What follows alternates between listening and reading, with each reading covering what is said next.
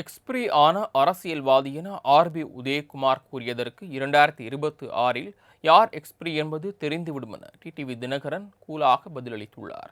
இருவரின் கருத்துக்களையும் தற்போது பார்க்கலாம். மாண்புமிகு எதிர்க்கட்சி தலைவர் வருங்கால முதலமைச்சர் தெளிவா சொன்னார். அவர் பேசவே தேவையில்லை, அவரை பத்தி பேச தேவையில்லை. எவரை பத்தி? இந்த கருத்து சொன்னவரை பத்தி. ஏன்னா அவருக்கு மீடியா வெளிச்சம் இல்லைன்னா அவரை தமிழ்நாட்டு மக்கள் மறந்துடுவாங்க. இந்த எக்ஸ்பைரி டேட் தெரியுமா? எக்ஸ்பைரி டேட், இந்த மெடிசன் இருக்கு பாருங்க, எக்ஸ்பைரி டேட்டுக்கு முன்னாடி அந்த மெடிசன் சாப்பிட்டா நமக்கு குணமாகும். எக்ஸ்பைரி டேட்டுக்கு அப்புறம் அந்த மருந்து சாப்பிட்டோம்னா அது விஷமாகும். அது மருந்தா விஷமான்றது பார்த்துக்கோங்க. எக்ஸ்பைரி டேட் பாலிட்டிஷியனை பத்தி விவாதிக்க அவசியம் இல்லை. டிடிவி தினகரன் குறித்து எடப்பாடி எதுவும் பேசக்கூடாதுன்னு சொல்லியிருக்காரு.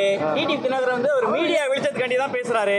டிடிவி தினகரன் ஒரு எக்ஸ்பைரி டேட், அவரை பத்தி நீங்க பேசாதீங்க அப்படிங்கிறது சொல்லியிருக்காரு. உங்களோட கருத்து? 26 சட்டமன்ற பொதுத் தேர்தல் மே மாதத்தில் யாரெல்லாம் எக்ஸ்பைரி ஆனவங்கன்னு உங்களுக்கு தெரிய வரும். அதிமுகவை ஒழித்துவிட்டு எடப்பாடி திமுகவை நடத்துபவர்கள் அங்கு உள்ள தொண்டர்களையும் நிர்வாகிகளையும் ஏமாற்றுவதற்காக விஜய் தங்கள் கூட்டணிக்கு வரப்போவதாக பொய் தகவல்களை பரப்பி வருகிறார்.